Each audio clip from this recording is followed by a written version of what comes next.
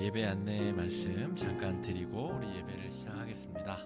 우리 주위를 보시고 눈 인사라도 인사를 좀 하시면 좋겠습니다. 아이고, 한 주간 동안 건강하셨는지.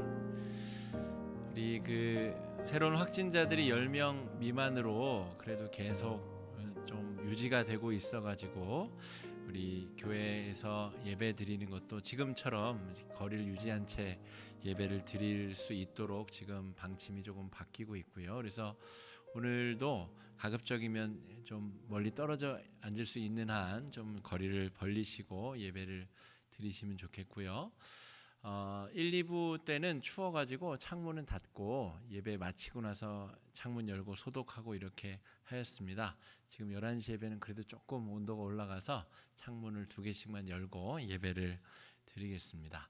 다음 주에는 저희가 그래도 성도님들이 지금 분산되어 있어서 얼굴을 못 보시는 일들이 너무 많아가지고 지금 5월부터는 1, 3, 5 목장, 우리 홀수 목장과 짝수 목장으로 좀 나눠가지고 1, 3, 5 목장은 9시 반 예배 첫째 주와 셋째 주에 지금 보시는 대로, 그리고 2, 4, 6 목장은 다음 주에 11시 예배, 문자로 주중에 다시 한번 공지를 드리겠습니다만 홀수 짝수로 나누어서 그래도 얼굴이라도 한번 조금 섞여서 보시라고 그렇게 좀 준비를 했고요. 오늘 예배 후에 당회로 모일 텐데 이제 이후로 우리 예배와 모임을 어떻게 또 진행할 건지 당회에서 결정되는 대로 성도님들께 또 이렇게 공지로 알려드리겠습니다.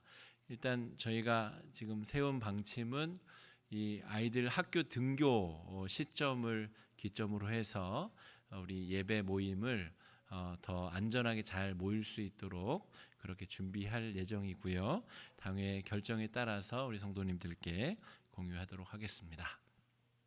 그럼 자리에서 일어나셔서 하나님 앞에 신령과 진정으로 또 예배드리며 나아가겠습니다. 오직 여호와는 그 성전에 계시니 온 땅은 그 앞에서 잠잠할지니라 하시니라. 하나님은 영이시니 예배하는 자가 영과 진리로 예배할지니라. 아멘.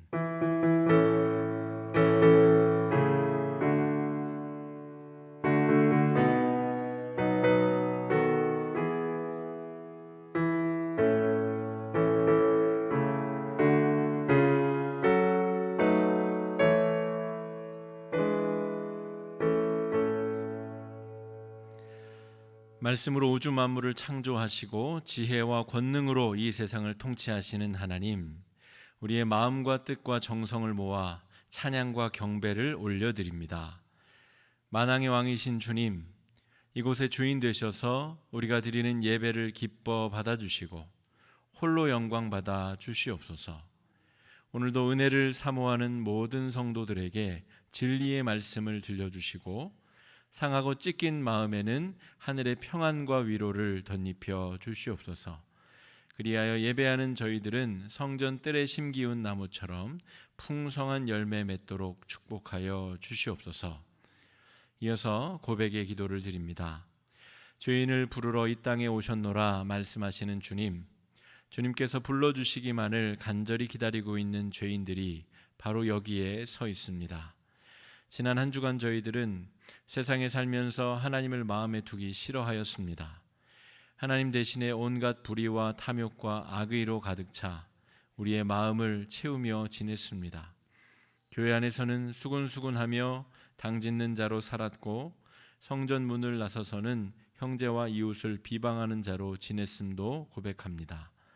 세상의 권력자 앞에서는 의로움을 포기하였고 약자 앞에서는 포악을 드러내기 일쑤였습니다.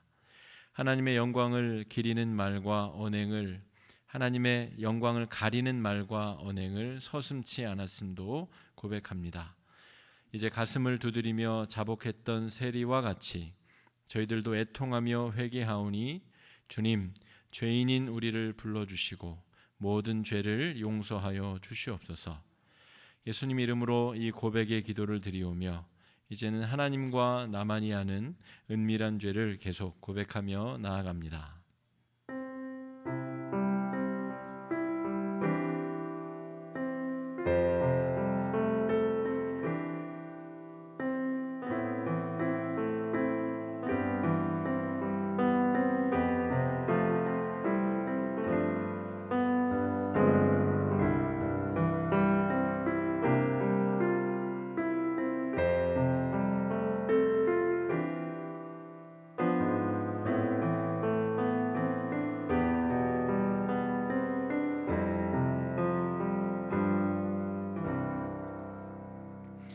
여호와께서 말씀하시되 오라 우리가 서로 변론하자. 너희의 죄가 주홍 같을지라도 눈과 같이 희어질 것이요 진홍같이 붉을지라도 양털같이 희게 되리라. 아멘. 사도신경으로 우리 신앙을 고백합니다. 나는 전능하신 아버지 하나님 천지의 창조주를 믿습니다. 나는 그의 유일하신 아들 우리 주 예수 그리스도를 믿습니다. 그는 성령으로 잉태되어 동정녀 마리아에게서 나시고 본디오 빌라도에게 고난을 받아 십자가에 못 박혀 죽으시고 장사된 지 사흘 만에 죽은 자 가운데서 다시 살아나셨으며 하늘에 오르시어 전능하신 아버지 하나님 우편에 앉아 계시다가 거기로부터 살아있는 자와 죽은 자를 심판하러 오십니다. 나는 성령을 믿으며 거룩한 공교회와 성도의 교제와 죄를 용서받는 것과 몸의 부활과 영생을 믿습니다. 아멘. 자리에 앉으셔서 찬송가 257장 찬송하겠습니다.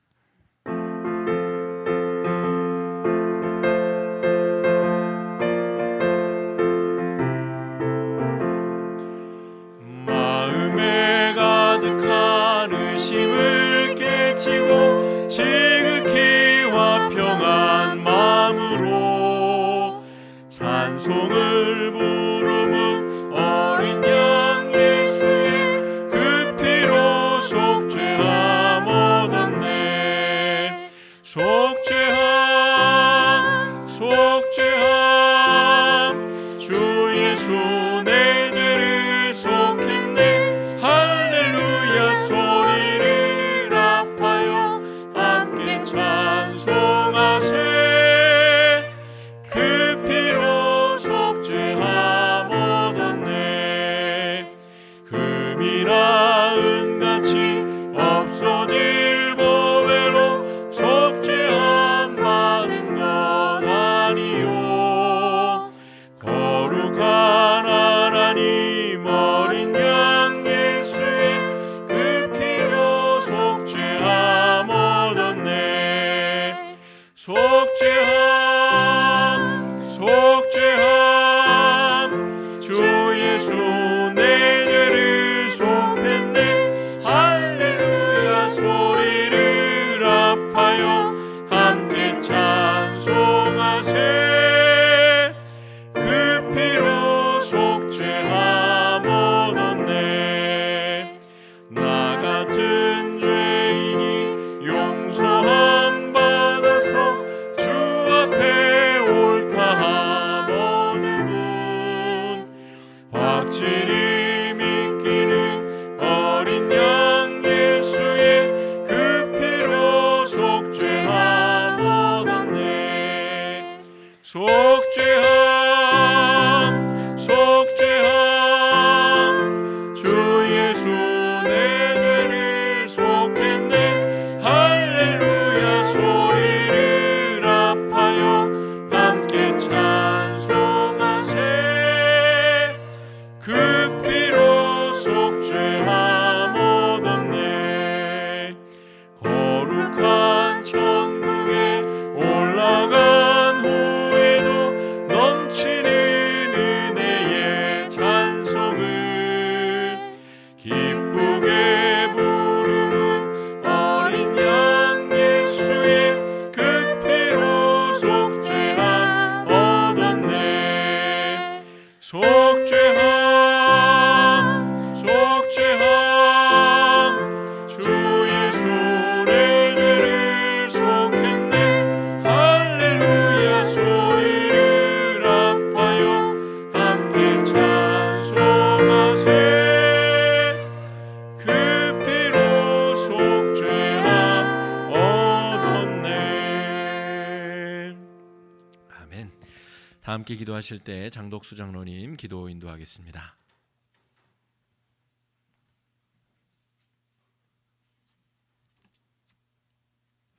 함께 기도드리시겠습니다.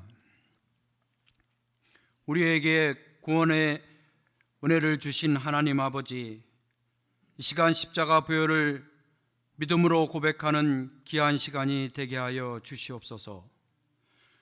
우리에게 주님으로 그리스도로 오신 예수님을 마음과 정성으로 예배하는 시간이 되게 하여 주시옵소서.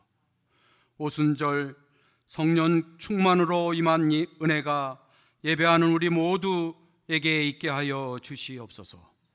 이 시간 함께 찬양하며 경배하며 영광 돌리는 시간이 되게 하여 주시옵소서.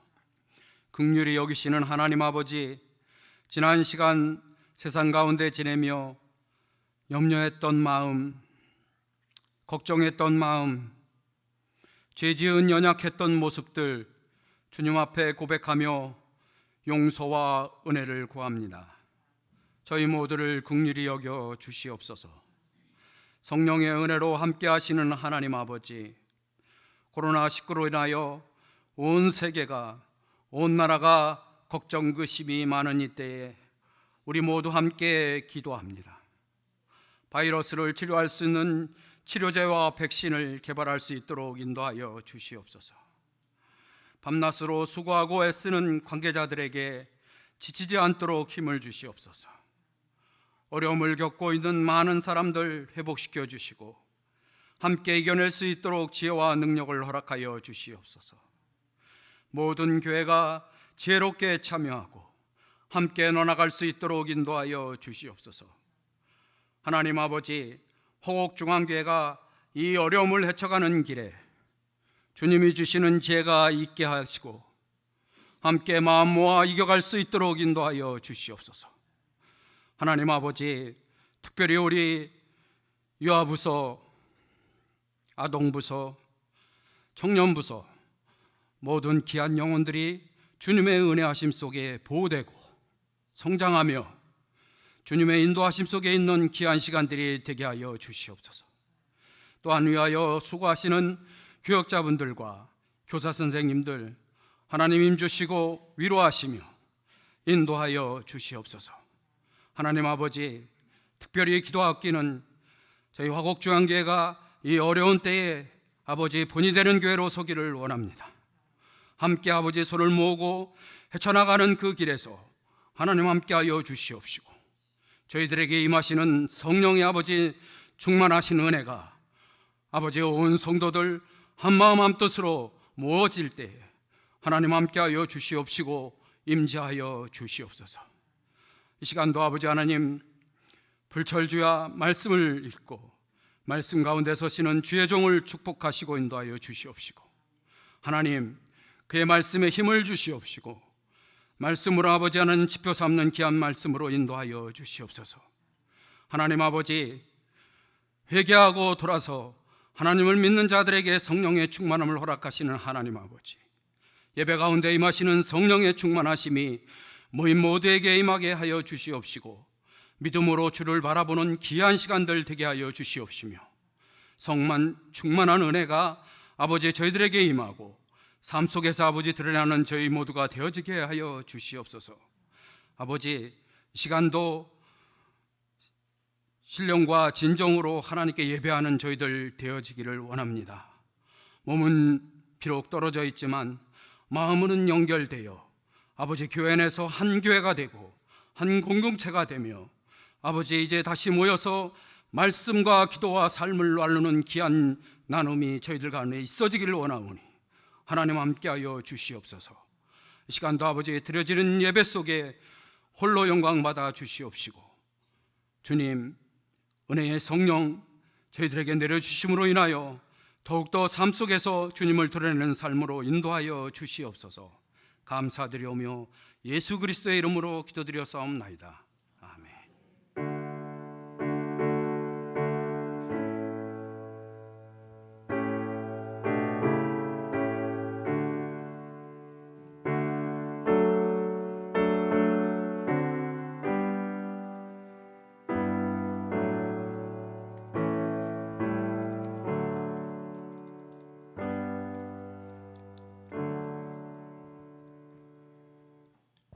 함께 자리에서 일어나셔서 찬양하며 봉헌 드리겠습니다.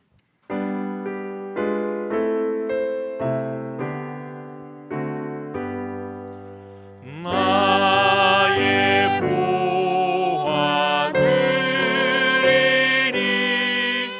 주여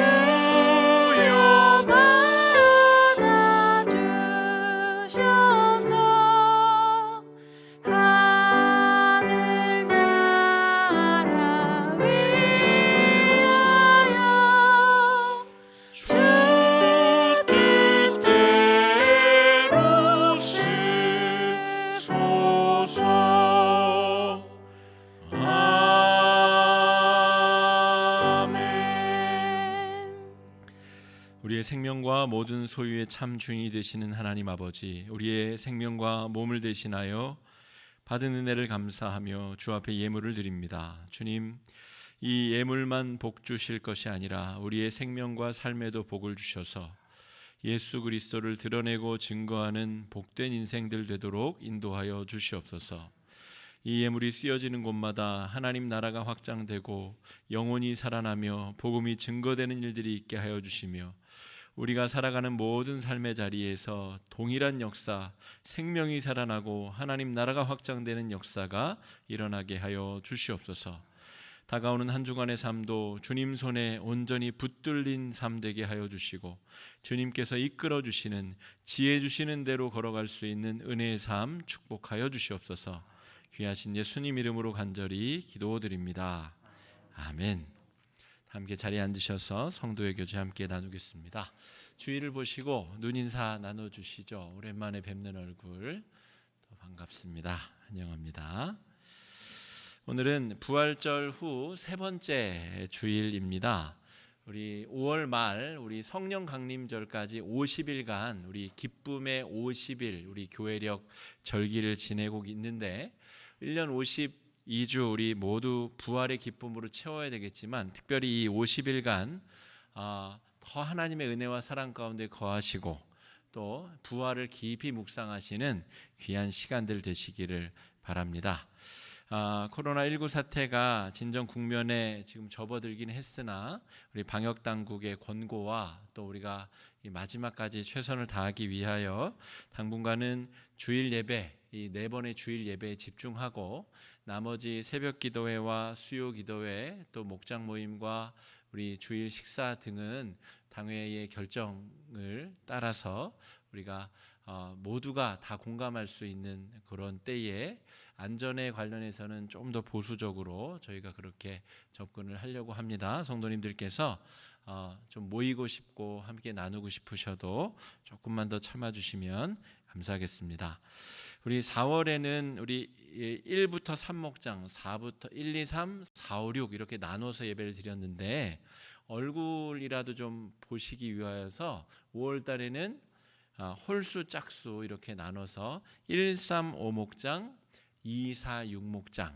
다음 주에는 일단 다음 주만 기억하시면 되는데 희랑 목장은 11시에 그냥 오시면 되겠고요.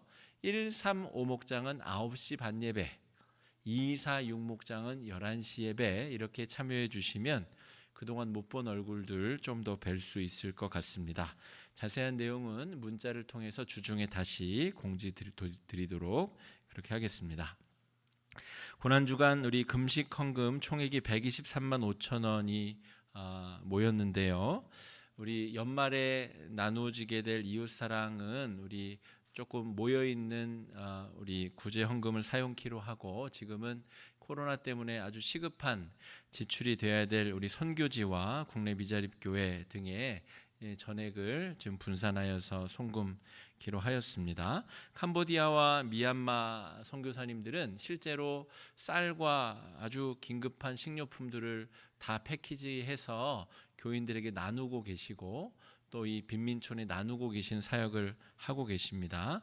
그곳에 40만 원씩 또 우리 국내 미자립 교회에 20만 원 또 우리 신천지 상담소라고 되어 있는 곳은 우리 교회와 노회에는 아직 신천지 교인들이 왔을 때에 다시 다시 교회에 적응할 수 있는 그런 프로그램이 아직 없습니다. 그래서 그것을 잘하고 있는 우리 신천지 구리에 있는 상담소에 후원금을 보내고 우리 교회도 혹시 신천지 이탈 교인이 있거나 돌아오시기 위해 준비하는 분이 있다면 그 적법한 과정을 다 거치고 또 신앙과 또 이 신학이 다 제대로 정립된 다음에 교회로 돌아올 수 있도록 그런 준비들을 하려고 합니다. 그런 의미에서 신천지 상담소에도 저희가 이 구제 헌금을 또 보내게 되었음도 여러분 광고드립니다. 우리 강병욱 형제 어느덧 이 늠름하게 만기 전역하였습니다. 지난 4월 23일 전역하였는데요. 코로나를 뚫고 전역했는데 뜨거운 박수로 축복해 주시면 감사하겠습니다. 다른 내용들은 우리 주보의 내용을 참조해 주시고 혹시 광고 내용이 많아서 궁금하신 것이 있으면 교회로 전화 주시면 요즘에는 교회 전화를 잘 받습니다. 교회로 전화해서 물어봐 주시면 친절히 답변 드리도록 그렇게 하겠습니다. 예, 다른 내용들은 주보를 참조해 주시고 오늘 우리에게 주시는 하나님 말씀 사도행전 2장 36절로 41절까지 말씀 교독하고 다른 구약의 말씀 서신서의 말씀 필요에 따라서 읽겠습니다. 36절로 41절까지 말씀 교독합니다. 그런즉 이스라엘 온 집은 확실히 알지니 너희가 십자가에 못 박은 이 예수를 하나님이 주와 그리스도가 되게 하셨느니라 하니라. 그들이 이 말을 듣고 마음에 찔려 베드로와 다른 사도들에게 물어 이르되 형제들아 우리가 어찌할꼬 하거늘. 베드로가 이르되 너희가 회개하여 각각 예수 그리스도의 이름으로 세례를 받고 죄 사함을 받으라. 그리하면 성령의 선물을 받으리니 이 약속은 너희와 너희 자녀와 모든 먼 데 사람 곧 주 우리 하나님이 얼마든지 부르시는 자들에게 하신 것이라 하고 또 여러 말로 확증하며 권하여 이르되 너희가 이 패역한 세대에서 구원을 받으라 하니 그 말을 받은 사람들은 세례를 받음에 이날의 신도의 수가 3천이나 더하더라. 아멘. 이 시간은 우리 특별 찬양 시간인데요. 우리 김기숙 권사님 누군가 널 위하여 라는 찬양으로 하나님께 영광 돌리겠습니다.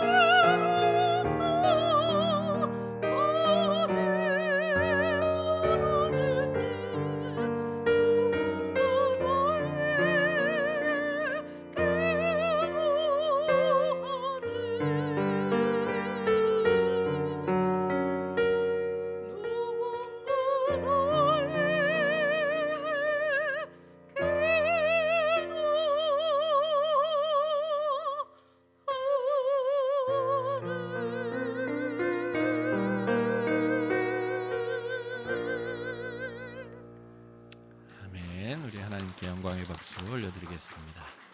잠깐 기도하고 말씀 나누겠습니다. 사랑의 주님, 이 시간에 주의 백성들 하늘의 은혜를 사모하며 모였사오니 하늘의 음성을 들려주시고 우리의 삶이 주님께서 흡족히 받으실 만한 귀한 열매 되도록 인도하여 주시옵소서. 예수님 이름으로 간절히 기도드립니다. 아멘. 우리 지난주 말씀을 잠시 좀 떠올려 보시면 좋겠습니다. 부활하신 예수님에 대한 소식이 들렸음에도 불구하고 제자들이 문을 안으로부터 걸어 잠근 채 두려움과 공포에 떨고 있습니다. 예수님께서 그 제자들에게 뚫고 들어오시사 평강을 선포하고 평강을 나누어 주시는 장면을 묵상하였습니다. 평강을 주셨을 뿐만이 아니라 예수님께서 이 땅에서 하셔야 됐었던 역할, 죄를 파괴하고 사람들을 구원의 빛으로 인도하는 그 남은 역할을 베드로와 남은 제자들, 그 정말 부족하고 연약하고 겁쟁이들인 사람들에게 그 역할을 위임해 주시는 장면을 우리가 지난주에 묵상하였습니다.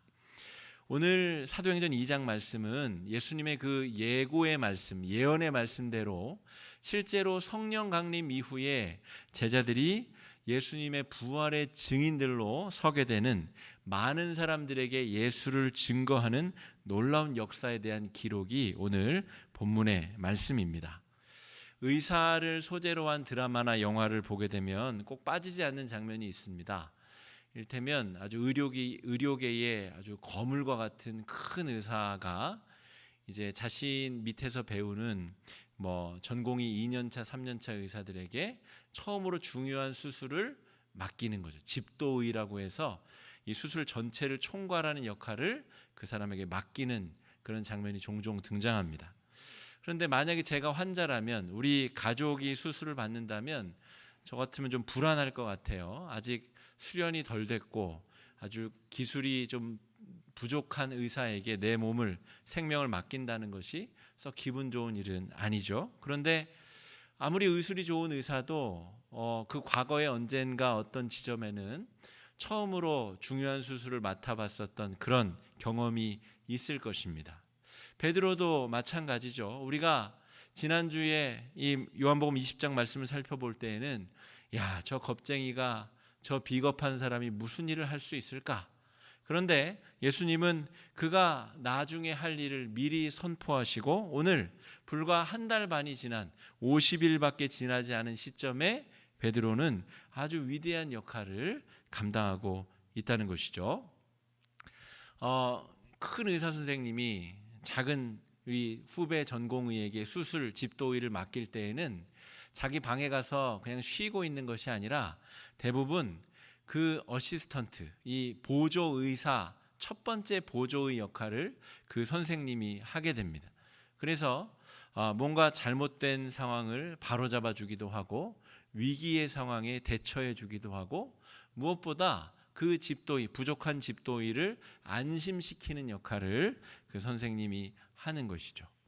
예수님께서도 베드로와 제자들에게 내가 너희를 이제 파송할 것이다, 나는 이제 내 할 일 다 끝났다 하고 하늘로 슝 올라가 버리고 끝난 것이 아니라 예수님은 요한복음 20장에서 숨을 후 부리시면서 성령을 보낼 것이다 예고의 말씀을 해주신 대로 오늘 사도행전 2장에서 성령 강림이 임한 이후에 성령께서 베드로의 마음의 중심에 살아계셔서 베드로의 마음을 뜨겁게 움직이셔서 능력의 설교, 능력의 복음 증거자 역할을 감당하게 하고 계시다는 것이죠.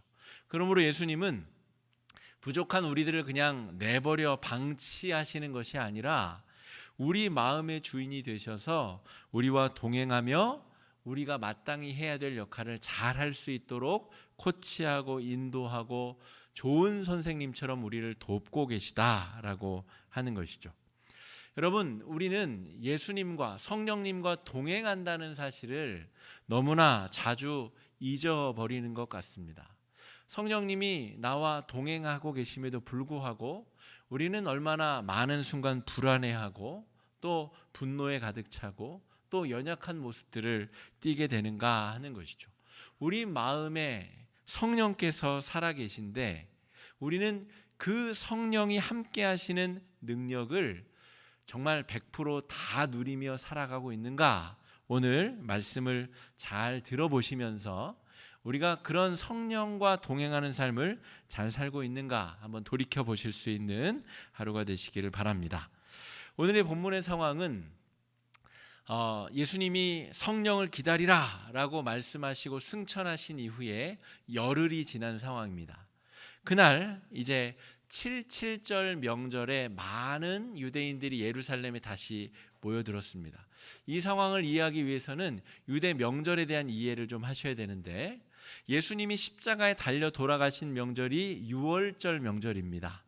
성목요일에 성만찬을 떼신 것이 유월절 저녁 식사를 하신 것인데, 유월절 저녁 식사 양을 한 마리 잡아서 가족별로 다 나눠 먹는 유월절 저녁 식사를 한 그 저녁에 예수님이 붙잡히시고 신문당하고 그날 다음날 아침에 십자가에 달리시는 것이죠.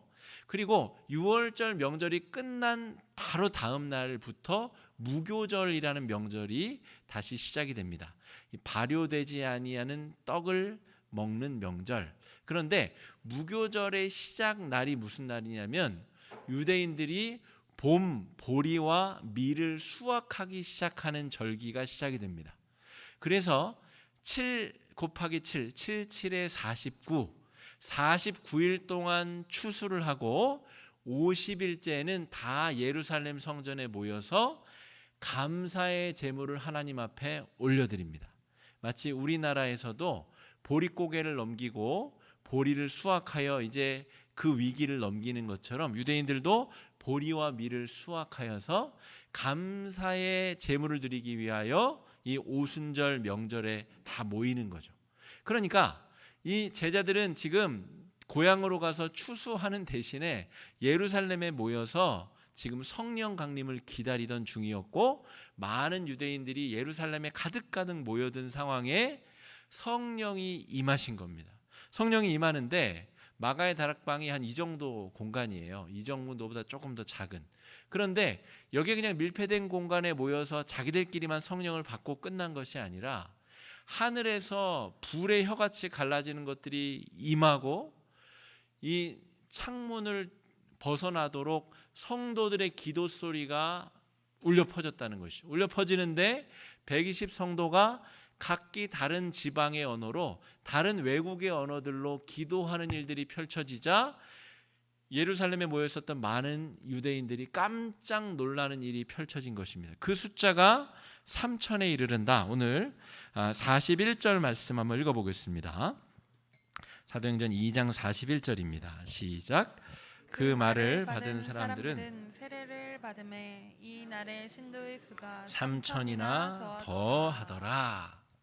그러니까 많은 사람들이 예루살렘 모여 있는 가운데 공개적으로 성령 임하는 사건이 펼쳐졌고, 그들이 큰 소리로 외국의 언어로 다 기도함을 통하여 많은 사람들이 이게 무슨 일이야 라고 지금 각성하게 되었다는 것이죠.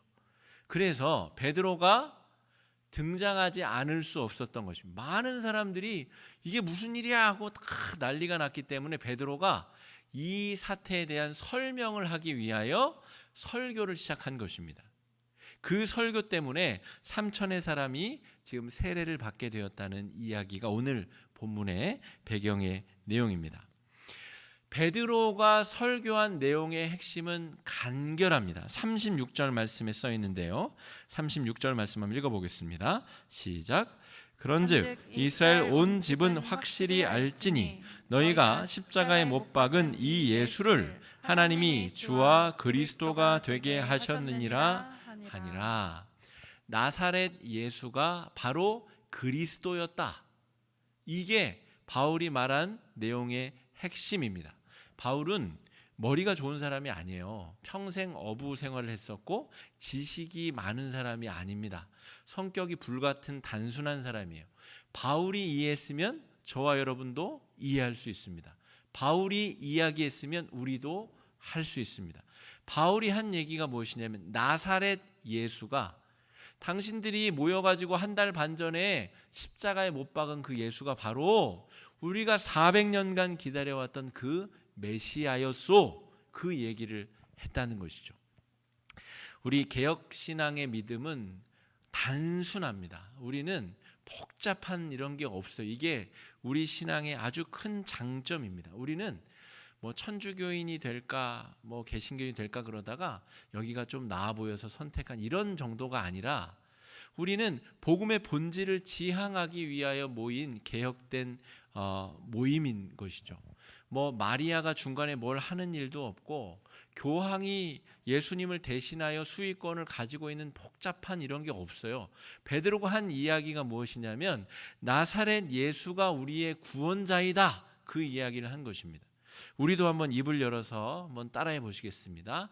나사렛 예수가 우리의 구원자이자 주님입니다. 우리의 구원자이자 주님입니다. 바로 그 이야기를 베드로가 간단하게 한 거예요. 자기가 이해한 내용을 그대로 쉽게 설명한 겁니다. 복잡한 내용이 아니라 삼위일체 신학을 이야기한 게 아니라 나사렛 예수가 십자가에 달려 돌아가신 그분이 바로 우리의 구원자였습니다. 그러자 유대인들이 우리가 어떻게 하면 좋겠습니까? 라고 회개 운동이 일어났다는 것이죠. 지금 성령이 하늘에서 불처럼 내려오고 120문도가 각기 다른 언어로 기도하는 일을 바라보니까 이게 보통 일이 아닌 것이죠. 그 내막을 들어봤더니 우리가 한 달 반 전에 그냥 아무 생각 없이 십자가에 못 박으라고 내던졌었던 그 예수가 바로 우리의 구원자, 그 그리스도였다는 사실이 깨달아지자 야, 이거 큰일 났다. 우리는 어떻게 하면 좋겠냐라고 베드로에게 우리가 어찌할꼬라고 지금 물어봤다는 것이죠. 여러분, 이 유대인들이 한 달 반 동안 어디 가서 죄 지었습니까? 가서 막 살인 저지르고 도둑질하다가 왔나요? 아니에요. 이 사람들은 작년에도 그 제재작년에도 6월절 명절 이후에는 추수하러 갔다가 추수 탈곡하고 감사 예물을 가지고 예루살렘에 왔을 정도면 아주 신실한 유대인들입니다. 이 사람들은 표면적으로는 잘못한 게 없어요. 그런데 이들이 지금 죄책감 가운데 우리가 어떻게 해야 구원을 받을 수 있습니까? 라고 묻고 있다는 것이죠. 우리 주변에도 이러한 사람들이 가득가득합니다. 예수의 구원이 필요한 사람들은 심각한 죄를 저지른 사람들이 아니라 그저 일상에서 자신의 삶을 잘 살아가던 사람들, 살고 있는 사람들, 자신이 무엇이 잘못되었는지 모르고 그저 살아가는 사람들이야말로 예수의 복음이 반드시 필요한 사람들이다 하는 것이죠. 우리가 어찌할꼬라고 하는 질문에 베드로는 단순한 사람이라고 말씀드렸죠. 단순하게 대답합니다. 첫 번째, 회개하십시오. 두 번째, 예수의 이름으로 세례를 받으십시오. 그리하면 성령의 선물을 받을 것입니다. 우리 번역에는 성령의 선물이라고 되어 있는데 번역에 따라서는 성령을 선물로 이렇게도 해석이 됩니다. 그러므로 회개하고 세례를 받으면 우리처럼 성령을 받게 될 것입니다 라고 베드로가 설명했다는 이야기입니다. 여러분, 교회 다니는 사람들보다 교회 안 다니는 사람들이 훨씬 더 윤리 도덕적으로 살아가는 경우가 많습니다. 우리가 교회 밖에 있는 사람들보다 더 의롭기 때문에 의로운 것이 아니죠. 교회 안 다니는 사람들이 성도들보다 더 넓은 마음으로 NGO 단체에 기부하는 분들도 많습니다. 그러므로 이들이 회개해야 된다는 것은 범죄하고 죄지어서 회개하라는 것이 아니라 나사렛 예수를 구원자로 알아차리지 못한 것에 대한 회개, 구원의 근거가 나사렛 예수에 있다는 사실을 인정하지 않은 그 죄에 대한 회개가 필요하다는 것이죠. 우리 성도들과 우리 교회 밖에 있는 분들과의 차이점은 단지 그거밖에 없습니다. 우리가 잘나서 의로워서가 아니라 우리는 나사렛 예수가 누구인지를 아는 사람이고, 교회 밖에 있는 분들은 그저 4대 성인 중에 한 명, 그저 유명한 어떤 종교의 지도자 정도 생각하는 그 차이점. 그러나 베드로는 그 지점에서 회개가 필요하다, 오늘 그렇게 이야기하고 있는 것이죠. 두 번째로 예수의 이름으로 세례를 받으라고 이야기합니다. 예수님 당시에도 여러 종류의 세례가 존재하였습니다. 유대인 중에 더 하나님을 잘 섬기기 위하여 받는 세례를 받는 사람, 병 낫기를 위해서 세례를 받는 사람, 세례 요한의 세례를 받았었던 사람. 그런데 베드로가 지금 이야기하는 세례는 예수의 이름으로 받는 세례. 예수를 나의 구원자로 고백하고 선포하는 고백적인 세례를 받으라는 말입니다. 41절에는 3천의 사람들이 세례를 받았다고 하는데 주로 세례는 요단 강가에서 강이 있는 곳에서 이루어졌습니다. 이 사람들을 다 데리고 가가지고 이 예루살렘의 높은 곳이거든요. 거기서 저 내려가서 요단강에 가서 세례를 베풀었다는 것이 아니라 아마도 간략한 방법으로, 지금 우리가 베푸는 세례와 같은 방법으로 그렇게 베풀지 않았을까. 그리고 우리 같이 있는 모든 유대인들에게 자기 자신이 예수의 사람이라는 것을 시인하는 방법으로 세례가 진행됐을 가능성이 높습니다. 우리가 예수를 믿는다는 것은 우리의 입으로, 우리의 행동으로, 우리의 삶으로 끊임없이 예수를 구원자로 고백하는 것이 세례받는 삶입니다. 세례는 여러분 20년 전에 30년 전에 여러분 세례 주신 목사님 이름은 잘 기억나세요? 잘 기억이 안 나는 분들도 많아요. 언제 받았는지 기억이 안 나는 분들도 많아요. 봄에 받았는지 가을에 받았는지. 여러분 여기 구원파 이단이라고 있죠. 충청도 쪽에. 구원파 이단은 그것이 중요하다 이렇게 말하는 본질을 잘 파악하지 못하는 이단인데요. 세례의 본질은 뭐냐면 우리가 물을 언제 찌끌렸냐 이게 중요한 것이 아니고, 물에 들어왔다 나갔냐, 침례를 받았냐, 세례를 받았냐 이런 게 중요한 것이 아니고, 우리가 매일매일 우리의 입으로 삶으로 예수가 나의 구원자라고 하는 것을 고백하느냐, 입으로 말하고 우리의 삶으로 고백하느냐, 이것이 바로 우리 신앙 고백으로 드려지는 세례다라고 하는 것입니다. 가장 대표적인 것은 이렇게 주일에 예배를 드리는 것이죠. 가정에서 온라인 예배를 드리던, 이렇게 예배당에 와서 예배를 드리던, 주일에 우리의 마음과 뜻과 정성을 모두어서 준비하고 정성을 들여 예배를 드린 행위가 우리가 세례받고 있는 세례자라는 사실을 증거하고 고백하는 행위이다 하는 것이죠.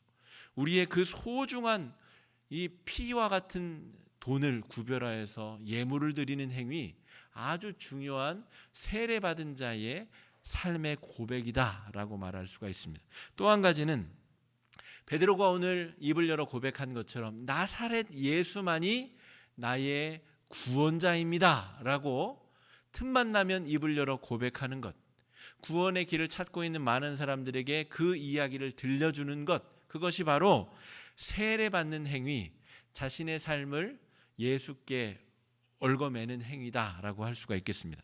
여러분, 지금 예수님이 달려 돌아가신 지 채 2달이 안 됐습니다. 바꿔 말하면 내가 예수쟁이요 고백하는 순간 똑같이 잡혀가서 십자가에 달려 죽을 수도 있고 투석형으로 죽을 수도 있는 아주 중요한 결정을 이 3,000명의 사람들이 하고 있는 것이죠. 예수가 내 구원자, 예수만이 내 생명줄입니다, 이렇게 고백하고 있다는 것입니다. 이런 사람들에게 주어지는 은혜, 특권이 무엇이냐면 성령이 임하신다는 것이죠. 성령이 임하셔서 그 마음의 주인, 그 생명의 주인이 되신다는 것입니다. 여러분, 내일부터 또 하루가 시작이 될 텐데, 여러분 아주 작은 일에부터 성령께 기도하고 간구하고 구하고 하시는 일을 습관화하시면 좋겠습니다. 제가 요즘에 이렇게 못 받고 이렇게 하는 일이 자주 있어요. 그런데 사실은 정말 두려운 마음으로 못 하나 박을 때도 성령께 기도하고 합니다. 이게 자칫 잘못하면 다치고 어디 찢어지고 사실 우리가 살아가는 모든 일이 사실은 얼마나 위험천만한 세상 속에 살고 있습니다. 내가 오늘 악수한 사람이 코로나에 걸려 있을 수도 있고, 우리가 하는 모든 일들이 성령의 이끄심을 받지 아니하면 정말 사망의 음침한 골짜기를 우리가 순간순간 걸어가고 있다라고 우리는 말할 수밖에 없는 세상을 살고 있는데, 회개하고 세례받은 사람에게 마땅히 주어지는 그 축복을 우리는 정말 100% 누리고 살아가고 있는가? 누가복음 15장의 그 탕자처럼 그 귀한 아버지의 아들로 태어났는데도 그 자리를 박차고 떠나버리는 이 탕자의 삶을 우리는 답습하고 있는 것은 아닌가? 우리 마음에 성령이 주인이 되시는데 성령의 이끄심을 따라서 살아가는 그 능력의 삶을 우리 스스로가 정말 미루고 버리고 그렇게 살아가는 것은 아닌가? 이 부활의 기쁨의 50일을 지나면서 우리는 이러한 삶을 살아낼 수 있기를 또 묵상하고 바라고 나아가야 할 것입니다. 이렇게 성령의 기름 부음이 입은 사람들은 자신이 생각하던 모든 가치관과 세계관이 완전히 변화되게 됩니다. 우리 39절 말씀 한번 읽어보겠습니다. 39절 말씀입니다. 시작. 이 약속은 너희와 너희 자녀와 모든 먼 데 사람 곧 주 우리 하나님이 얼마든지 부르시는 자들에게 하신 것이라 하고. 이 말씀대로 지금 베드로를 통해서 전파되는 복음의 핵심은 모든 세계 끝, 모든 이방에 속한 모든 사람들에게 하나님의 구원의 권능이 펼쳐질 것이다 하는 것입니다. 여러분, 이것은 유대인들이 한 번도 생각하지 못한 것입니다. 유대인들은 폐쇄적인 구원관을 가지고 있어요. 선택받은 우리들, 아브라함의 자손, 율법을 잘 지키는 우리들만 구원을 받는다는 것이죠. 그런데 오늘 베드로가 하는 이야기를 보세요. 이거는 베드로가 하는 이야기가 아니에요. 성령이 베드로를 통하여 하시는 이야기. 이 복음의 이야기는 세계 방방곳곳에 장애인, 당시 유대인들은 장애인은 구원을 못 받아요. 이 우상 숭배하는 이방인들 절대 구원 못 받습니다. 그런데 오늘 예수님 이 성령의 이야기는 하나님이 원하시는 모든 사람, 모든 먼데 사람에게 이 구원의 권능이 임할 것이다.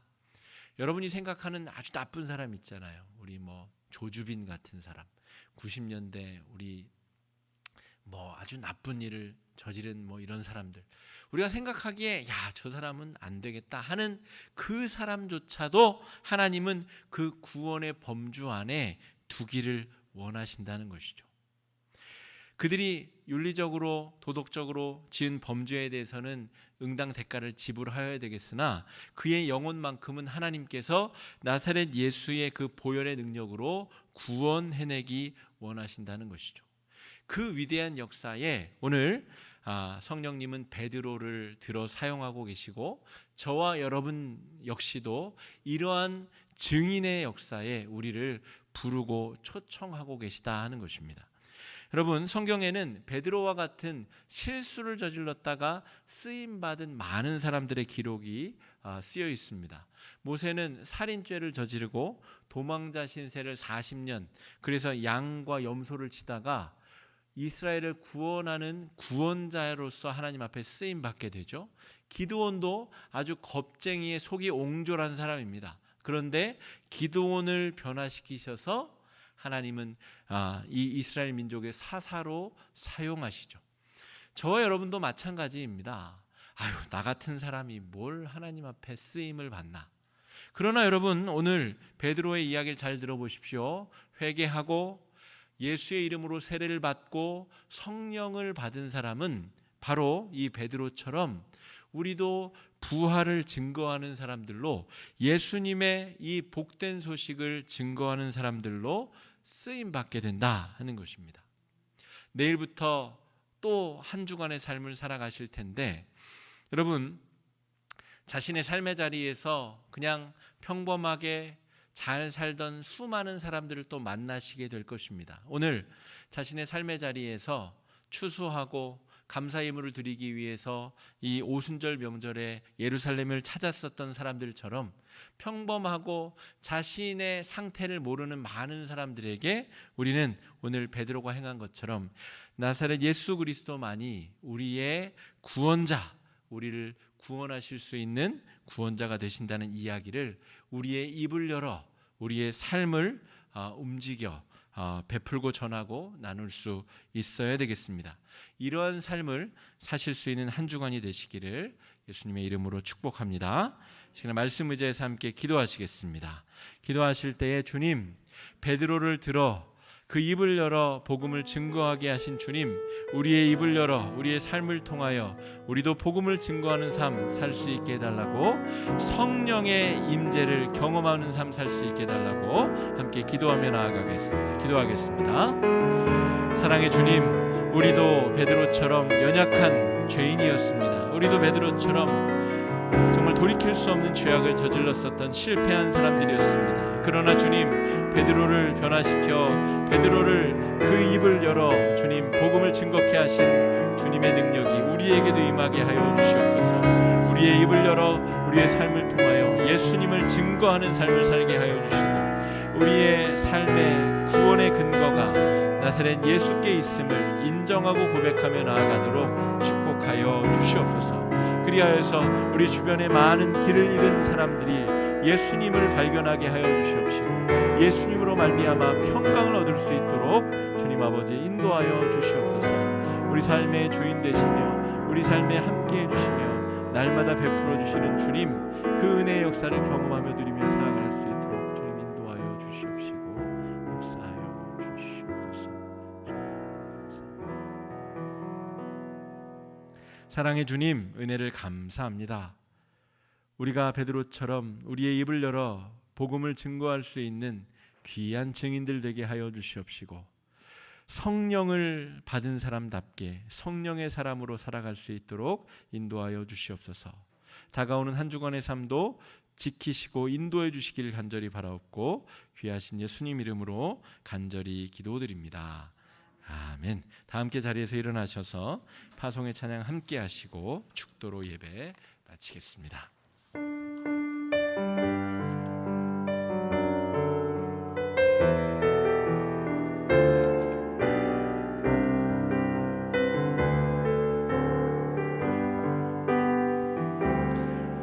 내 눈 주의 영광을 보네. 우리 가운데 계신 주님, 그 빛난 영광 온 하늘 덮고, 그 찬송 온 땅 가득해.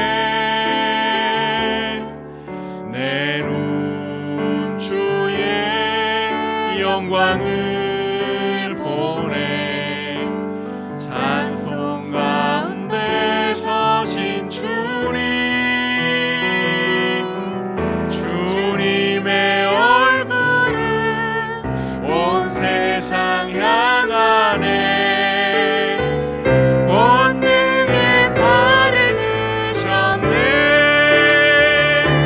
주의 영광 이곳에 우린 손에 주님과 함께 찬양하며 우리는 전진하리. 모든 열방 주 볼 때까지 주의 영광 이곳에 가득해. 주의 영광 이곳에 가득해. 우린 손에 주님과 함께 찬양하며 우리는 전진하리. 모든 열방 주 볼 때까지, 모든 열방 주 볼 때까지, 모든 열방 주 볼 때까지.